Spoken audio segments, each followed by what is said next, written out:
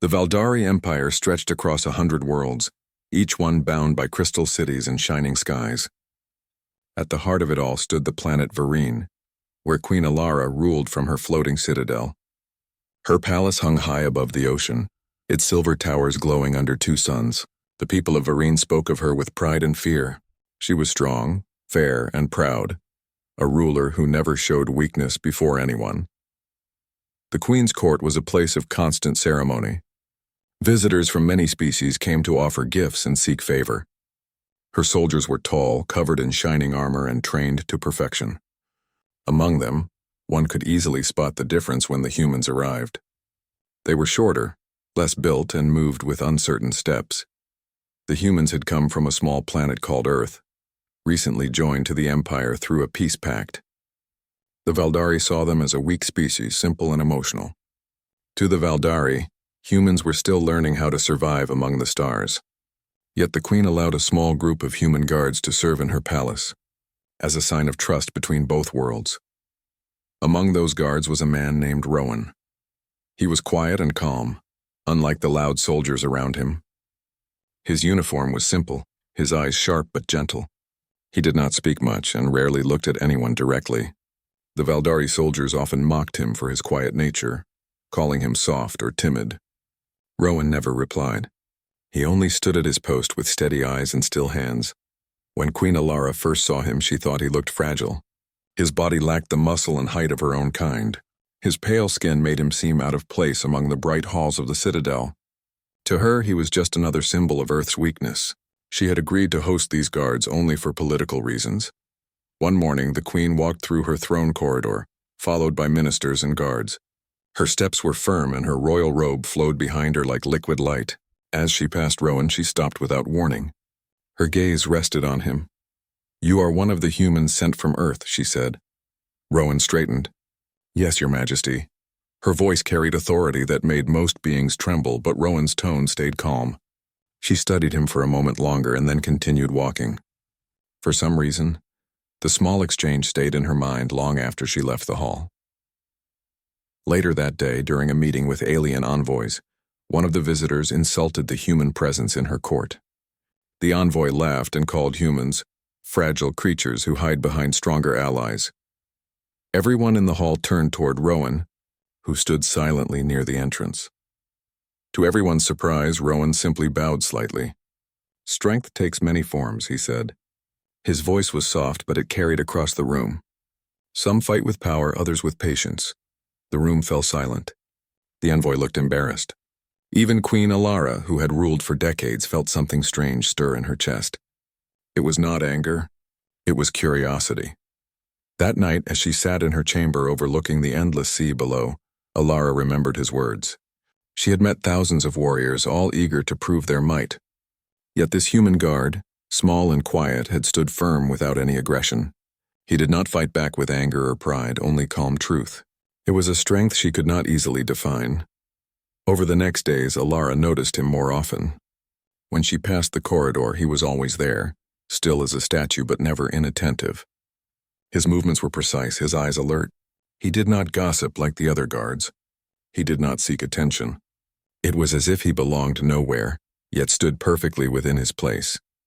Her ministers began to question her growing interest. They whispered among themselves, wondering why their queen paid attention to a human guard. Alara ignored them. She told herself she was only studying him as a symbol of Earth's behavior. But deep down she knew it was more than that. One morning, while walking alone through the gardens, she saw Rowan at his post by the gate. The air was calm, filled with the soft hum of alien insects. The flowers around them glowed faintly under the sunlight. She stopped again and spoke to him. "Tell me, human," she said, "what makes your kind so different from ours?" Rowan looked at her with steady eyes. "Maybe it is because we know what it means to lose," he said. "Humans have faced many struggles. We learn to stand even when there is nothing left to hold on to." The Queen tilted her head slightly. She did not expect such words. "And yet you still serve others," she said. "We serve because we choose to," Rowan replied. "It is not weakness to protect. It is strength to stay calm when others act from pride." Alara did not answer. She turned away and continued her walk, but something inside her had changed. His words echoed in her mind long after she left the garden. Later that evening, an accident occurred in the citadel. One of the energy fields around the throne hall malfunctioned. A sharp sound filled the air and the crystal wall behind the throne cracked. Fragments fell toward the queen and her court. The guards froze, unsure of how to react. Before anyone could move, Rowan rushed forward. He grabbed the queen by her arm and pulled her out of the way just as the wall shattered. A beam of energy burst where she had been standing. The queen landed safely, shielded by the human's body. The hall filled with smoke and alarm lights. When the chaos settled, she saw Rowan standing beside her, breathing hard but unhurt. The Valdari guard stared in disbelief. A human had protected their queen when they had hesitated. The ministers exchanged looks of shock and shame. Alara rose slowly and faced him. "You acted without command," she said. "I did what was needed," Rowan replied. His tone was respectful but calm. The queen studied his face for a long moment. There was no fear in his eyes, no pride, only quiet certainty. She turned to the rest of her court. "See that this guard is honored for his quick action," she ordered. That night, Alara stood by her window again, watching the reflection of the stars on the water. For the first time, she admitted to herself that her opinion of humans had been wrong. They were not fragile. They were strong in ways her empire could not measure. Their strength was quiet, patient, and full of heart. As the winds moved across the sea, the queen realized she wanted to understand more about this human who had risked everything for her without question. The proud queen of the Valdari Empire had begun to see one man from a distant world, not as a servant but as something much greater. And with that thought, the first crack appeared in the wall of pride she had built around her heart. Days passed after the accident in the throne hall. The story of the human guard who had saved the queen spread quickly through the citadel. Many still could not believe that a human had acted with such courage when even Valdari warriors had frozen. Some tried to dismiss it as luck, while others whispered that the queen had favored him. But Queen Alara said nothing about it to anyone. She simply ordered that Rowan remain as her personal corridor guard. Rowan accepted the post without pride or hesitation. His duty was simple, yet important. Every day he stood outside the queen's private chamber, silent and watchful. The corridor was made of white crystal and gold. It reflected every sound, so even a soft breath seemed loud. The Valdari guards nearby often grew restless during their long shifts, but Rowan stood calmly, like part of the wall itself. Queen Alara began to notice how his calm presence brought peace to the air around him. She had ruled for years among people who always sought her attention, praise, or approval. Yet this human did not. He never asked for reward or favor. He simply did his work, steady as a heartbeat. One evening, Alara decided to test his character. She approached the corridor with her usual confident steps. Rowan bowed slightly as she passed. "Tell me, human," she said, stopping near him. "Why did you act without command during the accident? Were you not afraid?" "I was afraid," Rowan said honestly, "but fear should not decide what is right. You were in danger and I was near. That was enough." His answer was plain, but it struck her deeply. Most of her warriors would have answered with pride or tried to claim honor. This man spoke only truth. In the days that followed, Alara found herself walking through that corridor more often. Sometimes she stopped to speak with him about Earth, a world she had never visited. Rowan told her about the forests that smelled of rain and the wind that moved through green trees. He spoke about oceans that sang with waves and the sound of children laughing near rivers. She listened in silence, imagining the world he described. It was not like her grand empire of crystal cities. It was simple, alive, and full of color. His words painted pictures in her mind that no art could match. Once she asked, "Why did your people agree to join our empire when you knew it would make you servants among stronger races?" Rowan smiled slightly. "Because we believe peace is stronger than war. Sometimes it is better to stand beside giants and learn than to fight and fall." The queen studied him. "You think humans can learn from us?" "Yes, and you can learn from us too," he said calmly. That answer surprised her more than anything. No one had ever spoken to her like that. Every alien ruler she had met bowed to her words. Yet this quiet guard spoke as if they were equals. Instead of anger, she felt respect. Weeks turned into months. The queen found her thoughts returning to Rowan more often than she liked. She tried to tell herself it was curiosity about his kind, but she knew it was something deeper. She began to notice how his voice carried honesty, how his movements showed patience, and how he always treated everyone with quiet kindness. One afternoon, while the queen was meeting with her ministers, a message arrived. The outer colony of Sylar had sent threats of rebellion against the empire's rule. The ministers spoke loudly, arguing about military response and punishment. Alara listened for a while before raising her hand for silence. "Before we rush to destroy," she said, "let us understand why they are angry." Her voice was calm, but her eyes were sharp. Most of the ministers lowered their heads. They were used to solving problems through force. But her mind had changed in recent days. She remembered Rowan's words about peace and patience. Perhaps she thought strength was not always shown through war. After the meeting, she walked through the corridor again. Rowan was there, as always, standing like a statue. She stopped beside him. "Rowan," she said, "tell me what your people do when others rise against them." He thought for a moment. "We try to talk before we fight. It does not always work, but it saves many lives when it does. Sometimes even an enemy just wants to be heard." The queen looked at him for a long time. "Perhaps you are right," she said quietly. That night she sent her envoys to speak with the Sylar leaders instead of sending warships. Her ministers called it weakness, but she ignored them. A week later, the colony agreed to return to peace under fairer laws. The people of Varine cheered the success, and the queen felt a quiet pride. Deep inside, she knew that it had been Rowan's influence that guided her choice. Her admiration for him grew stronger, though she never spoke of it. The palace began to whisper again. Some said the queen had fallen under a human spell. Others said she respected him too much. Alara ignored the talk, but she noticed how the guards looked at Rowan differently. Some treated him with envy, others with suspicion. Rowan, however, never reacted. He remained calm and respectful to everyone. One evening, after a long council meeting, Alara walked to her private balcony to find peace. The night sky stretched wide, filled with stars and glowing moons. She saw Rowan standing near the edge, watching the horizon. "You may rest," she told him. "Your shift is long." "I rest when you rest, my queen," he said.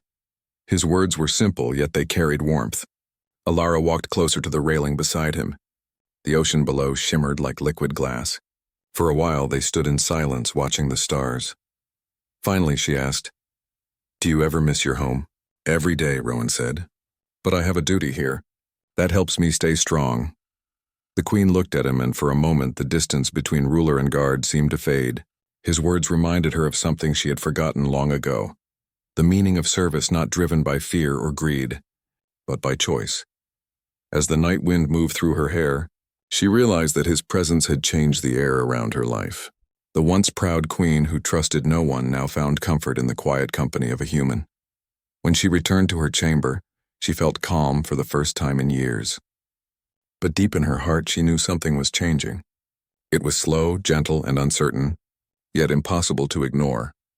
The queen of the Valdari Empire, who had once seen humans as weak, was now learning strength from one. And somewhere in the endless stars, destiny had begun to weave a bond between two hearts from different worlds, a bond that would soon test them both before the entire court. The queen's court had always been full of quiet voices, but now those voices grew louder. Every hall, every chamber, every corner of the palace carried whispers about the human guard and the queen's unusual interest in him. Servants spoke in low tones, ministers exchanged suspicious looks, and guards traded rumors. Some said the human had used strange tricks to gain the queen's trust. Others said that he had saved her life only to rise in favor. Queen Alara ignored the talk, but she could feel the change in the air. Every time she passed through the halls, she noticed how people stopped talking when she appeared. Every meeting ended with glances she did not like. Pride had always been her armor, but now even that felt heavy. Rowan remained calm through it all. He did not react to the whispers or the sharp stares. He continued his duty with quiet focus. Every day he stood by her corridor or followed her to meetings, always silent and alert. He never looked tired, angry, or uncertain. That calm made Alara trust him even more. One morning, during a royal meeting, a Valdari commander named Rethan stood up and bowed before the queen. His armor shone under the bright light, and his face carried the boldness of someone used to winning battles. "My queen," he said, "your court is restless. Many question your choice to keep a human guard so close. We fear he may be using his presence to influence you." The queen's eyes turned cold. You think a single guard can influence me? Rethan kept his head bowed. He is not like others. His silence hides purpose. We know humans seek power through patience. They wait until the moment is right. The queen rose from her seat. Her voice grew firm. Rowan is loyal. He has proven his courage and honor more than any of you. If loyalty offends you, perhaps it is because you have forgotten what it means. The hall went silent. No one dared to speak again. The queen left the chamber, her robe trailing behind her like fire. Later she found Rowan waiting in his usual place outside her quarters. His expression was calm, but he could tell something troubled her. You heard them, she said softly. Yes, my queen, Rowan replied. And you say nothing? I am your guard, not your judge. People will always speak. Their words cannot harm me if I know the truth. His answer brought a faint smile to her lips. She admired how he never allowed anger or pride to control him. In her empire, people fought to be noticed. Rowan seemed to live without needing attention, yet everyone noticed him anyway. That evening, she invited him to walk with her through the royal gardens. The gardens were quiet, filled with glowing plants and crystal fountains. The stars reflected in small pools like fragments of the sky. The queen rarely allowed anyone to walk beside her, but tonight she wanted to understand more about this human who had changed her thoughts so deeply. Tell me about your people, she said as they walked. Why do humans seek peace so much when war is often easier? Rowan looked at the sky. Because peace is harder. It takes strength to forgive. War is simple. Peace asks more from the heart than from the hand. The queen listened closely. His words carried no pride, only truth. She had ruled 100 worlds but never thought of peace as strength. For her, power had always meant control. Rowan's view made her wonder if she had ruled too long without looking beyond fear and command. They reached a wide balcony that overlooked the ocean far below. The air was cool and the twin moons shone above them. The sound of waves echoed through the night. Do you ever wish to return to your world? She asked. I do, he said, but not until my duty here is complete. And what is your duty, Rowan? To protect you, my queen, nothing more. His words were plain, yet they carried something warm. For a brief moment, she felt the barrier between them fade. She saw not a soldier, not a human, but a person who had chosen loyalty without reward. The next day, the whispers grew louder. Some claimed they had seen the queen walking with her human guard under the moons. Rumors spread like wind through fire. Ministers met in secret, fearing the queen had become too close to the man from Earth. Commander Rethan gathered others who shared his concern. At the next court meeting, he spoke again. My queen, he said, we serve your throne with devotion, but your choices have begun to confuse your people. Your time spent with this human has made the court uneasy. The queen's eyes narrowed. Uneasy because of kindness? Or because a human showed the courage you failed to show? Rethan's face hardened. Forgive me, my queen, but this cannot continue. If you lose the trust of your council, you risk losing the empire. The queen stood tall.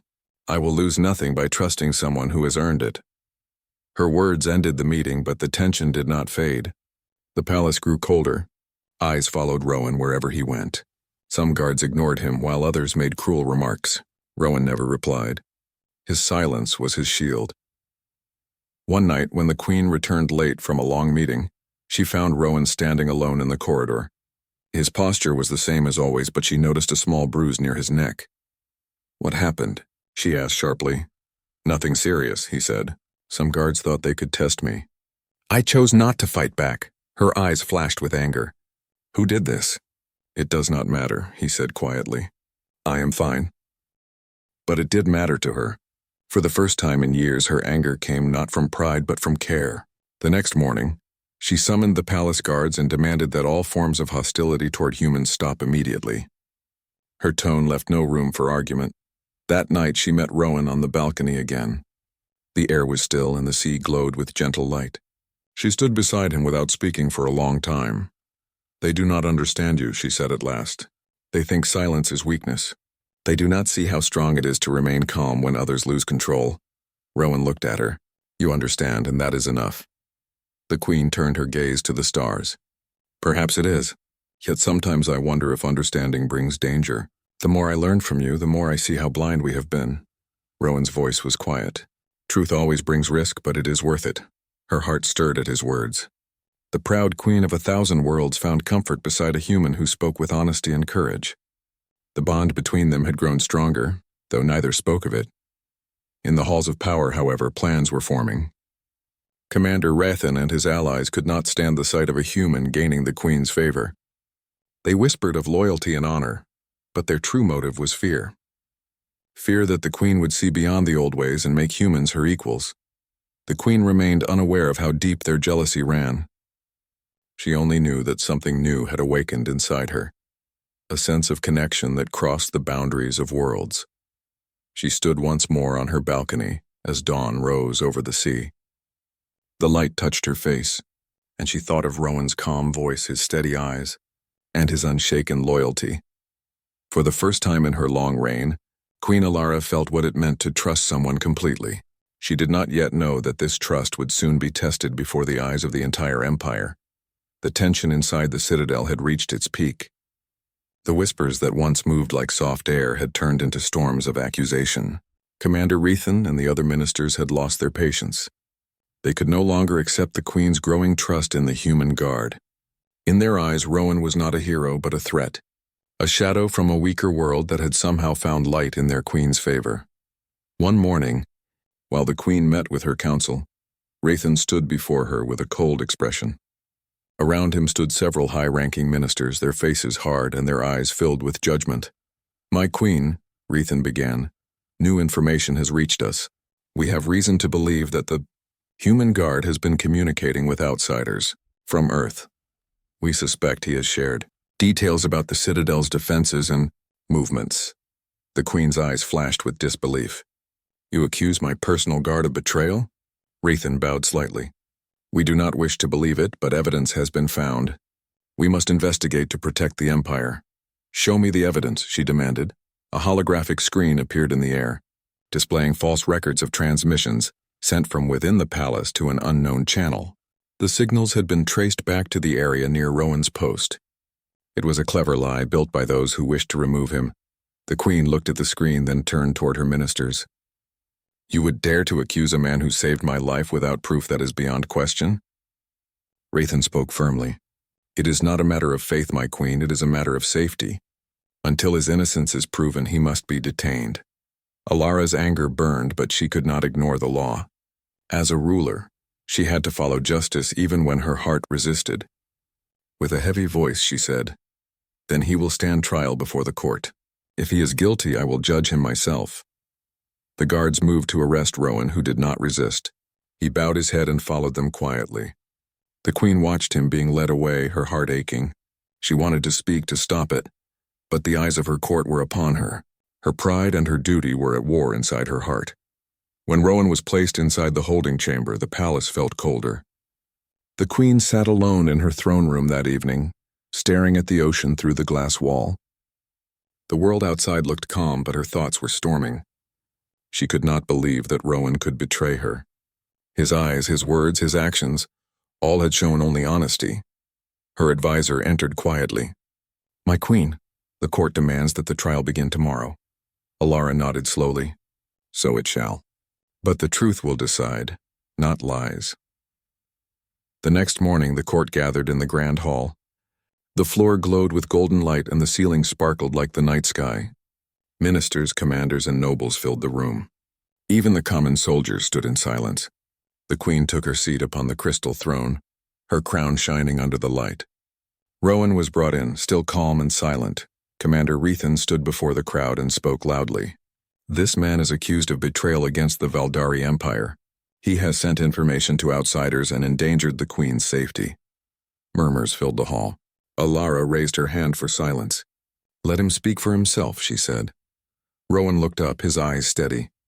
"I have sent no messages and I have betrayed no one. My duty has been to protect the queen and I have done so with honor." Rathan smirked. "Then how do you explain the signals traced from your post?" "I cannot explain lies," Rowan said simply. "But truth needs no defense when the heart is clear," the crowd whispered again. Some began to doubt the accusations. Others still believed the commander. The queen watched closely. Every word from Rowan reminded her of the man she had come to respect. His calmness, even in the face of death, made her heart ache. Then, as the trial continued, the hall suddenly trembled. A loud explosion shook the citadel. Alarms echoed through the walls. The ministers shouted in panic. Outside the tall windows, ships from the outer colonies appeared in attack formation. Rathan turned to the queen. "It is the rebels from Sylar. My queen, they have reached the capital. Defend the citadel," she ordered. As the guards rushed to their posts, another explosion hit the outer wall, breaking the glass. Debris rained down. Without hesitation, Rowan broke free from the guards holding him and ran toward the queen. A beam of energy shot through the air, aimed directly at her. Rowan pushed her aside and took the hit across his shoulder. He fell to one knee but kept his position between her and the danger. The guards moved to attack the rebels entering through the breach. The queen knelt beside Rowan. "You are injured," she said, her voice shaking. "I am fine," he whispered. "You must stay safe." At that moment, something inside Alara broke free.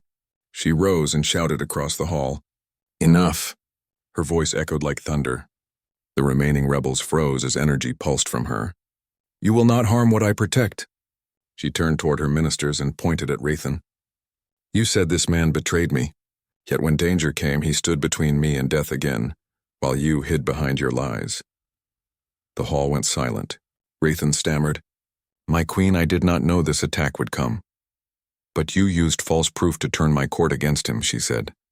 "You feared him because his courage showed your weakness." She stepped down from her throne and faced the entire court. "Let it be known that Rowan of Earth is innocent. His loyalty has been proven not by words but by action. The true traitors are those who twist truth for power." Guards surrounded Rathan and his allies. They were stripped of rank and taken away. The crowd watched in awe as the queen turned back to Rowan, who was trying to stand despite his wound. She placed her hand gently on his shoulder.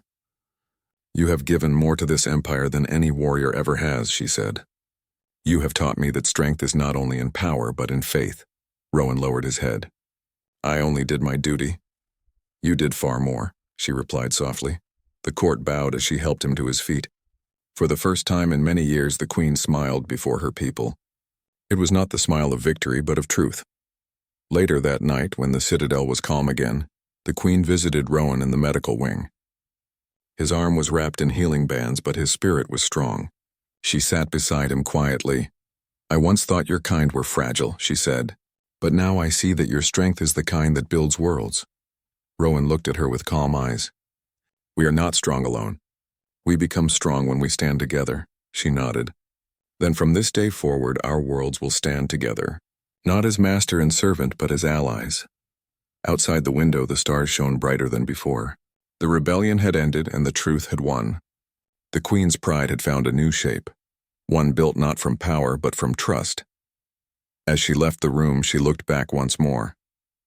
The man who had once been only a silent guard had become a symbol of what humanity could be among the stars.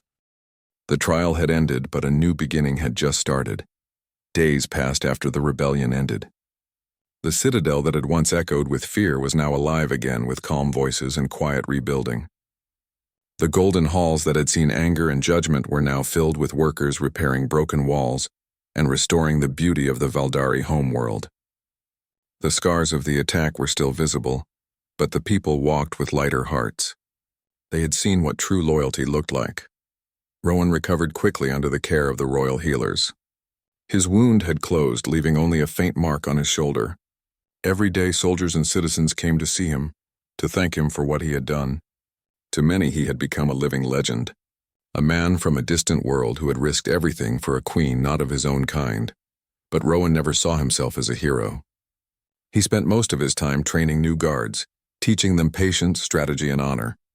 He told them that power was nothing without purpose, and courage was useless without compassion. His lessons spread quickly through the ranks. Even the oldest Valdari warriors began to repeat his words. Queen Alara often watched from the balcony above the training yard. She would see him move among the soldiers, his presence calm yet strong. Every gesture carried meaning, every word carried weight.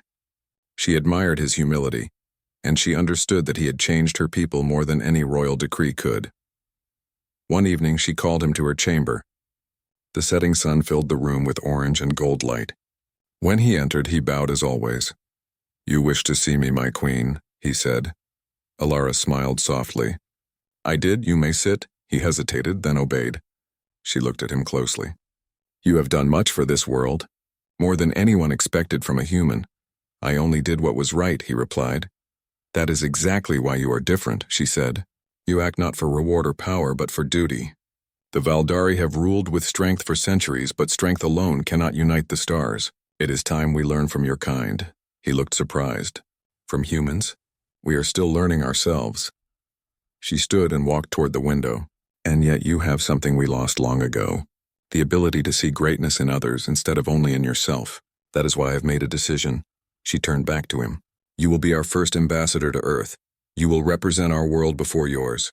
Through you, we will begin a new age of friendship and alliance between our species. Rowan was silent for a moment. I am honored, but are you sure your council will accept this? A small smile curved on her lips.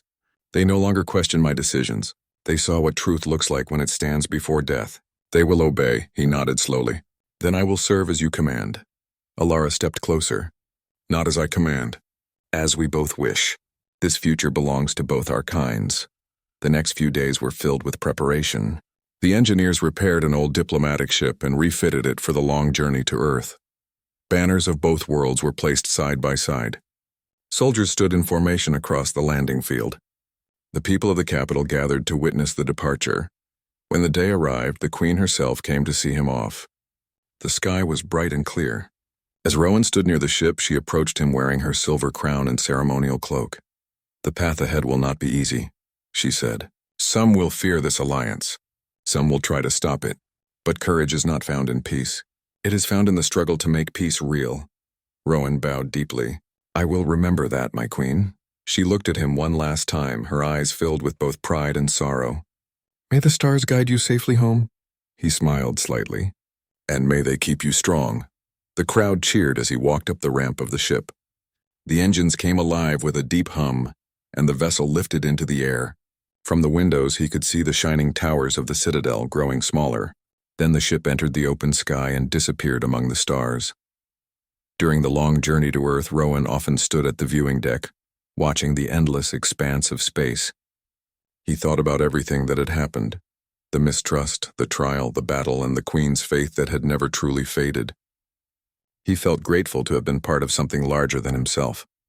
When the ship finally reached Earth's orbit, messages of welcome came from every station and city. Humanity had been waiting for this day. The moment the Valdari ship touched down, leaders and scientists rushed to greet him. Cameras flashed, voices filled the air, and the world began to realize that humanity was no longer alone. Rowan stepped down from the ramp and stood before the human leaders. Behind him, Valdari diplomats followed in shining armor.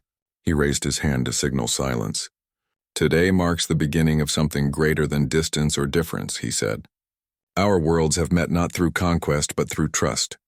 We will build together, learn together, and protect each other. His words were broadcast across both planets. Millions listened. For the first time in history, two civilizations stood as equals under the same stars. Months passed, and cooperation between Earth and the Valdari grew stronger. New trade routes were opened. Scientists exchanged knowledge. Soldiers trained side by side, learning each other's methods and values. The Queen often sent messages to Rowan, and he always replied with updates and stories of progress. But their letters were more than reports. They were messages of friendship, filled with quiet respect and warmth.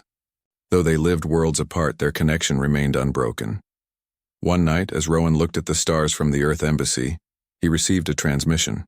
The Queen appeared on the screen, her image glowing softly. The alliance is stronger than ever, she said, but I still miss the voice that began it. He smiled. You were the one who gave it a chance to begin. Perhaps, she said. But every beginning needs a heart that believes. They spoke for a while, sharing memories and laughter. Then, before ending the call, she said, When the time comes, the Valdari fleet will visit Earth, and when that day arrives, I will come with it. He nodded. Then I will be waiting. The screen faded, leaving the quiet hum of the room. Rowan looked once more at the night sky. The stars shone like countless beacons, connecting both their worlds in silent unity. He knew that what had started as a small act of courage had changed the course of two civilizations.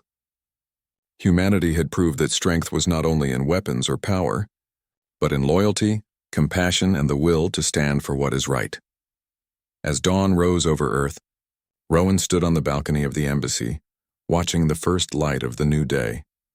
The horizon glowed with color, and in that moment he felt hope stronger than ever. The war was over, the fear was gone, and the future was open. The stars above were no longer a mystery, to be feared, but a promise waiting to be kept. It was the beginning of a new chapter for both Earth and the Valdari. Empire, a chapter written not in conquest but in unity. And as the sun rose higher, one truth became clear to all who looked to the sky. Humanity had not only survived among the stars, it had earned its place there.